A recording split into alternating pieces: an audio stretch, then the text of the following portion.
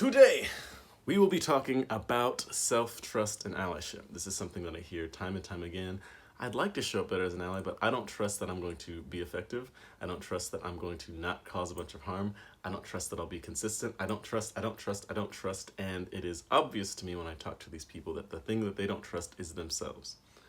But the weird thing is that you trust yourself for a lot of things. You trust you're gonna wake up in the morning. You trust that you're gonna make it to work.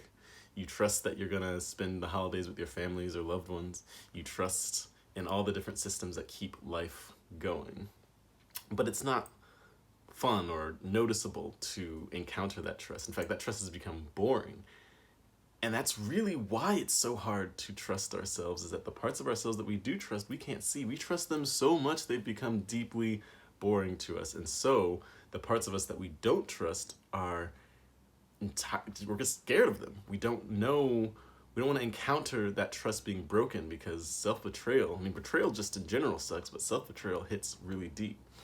So there's a framework that I talk about in establishing trust, and it actually gives you a very actionable way to encounter your lack of self-trust and provide you steps to move forward. So trust has three components. The first component is capability. Am I capable? Do I have the ability to do the thing that I need to trust? So let's just take allyship. Do I have the ability to show up as an ally? Yes.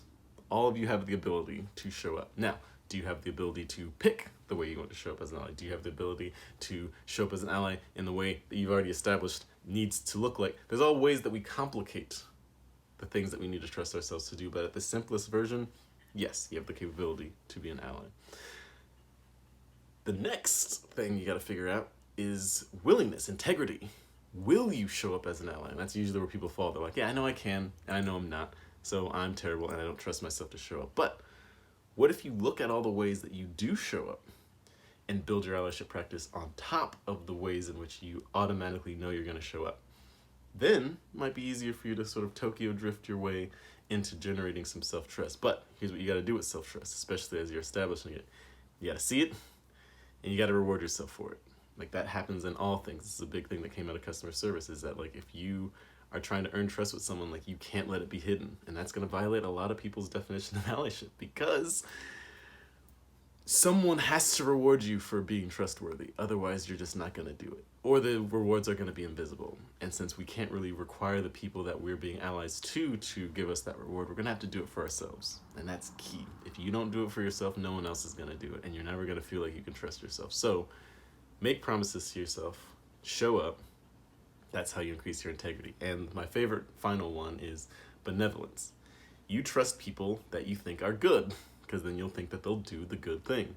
Because people aren't doing stuff and haven't had a chance to prove that they are good, they believe that they're not. But here's the thing. Bad people don't worry about this stuff. So at the very least, you get to have the goodness of caring. Now you get to also ask yourself, okay, how do I inhabit the definition of good that I am, and be willing to encounter that maybe you aren't as good as you think you are, but you absolutely are as good as you are. So if you're willing to push yourself off the pedestal a little bit, you might actually be able to show up at the level of goodness that you truly are. And they're all connected. So how do you increase your self-trust and your allyship? It's pretty simple. You track your capability based on results. Like, can I get results? I'll know I did it because I got the results. You track your willingness to show up. So you say, okay, I'm going to show up once a day, once a week, once a month. Doesn't matter. Consistency and showing up for that time. And then for benevolence, it's really just be kind to yourself. Assume that you're good. Look for opportunities to see that you're good.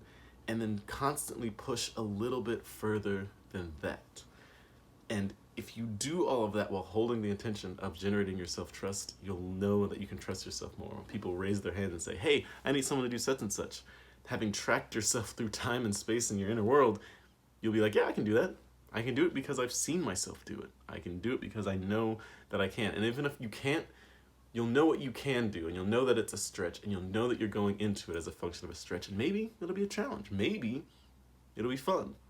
So chew on that for a second, and yeah, really start just looking at the ways in which you don't trust yourself, and look for opportunities to find ways that you can trust yourself.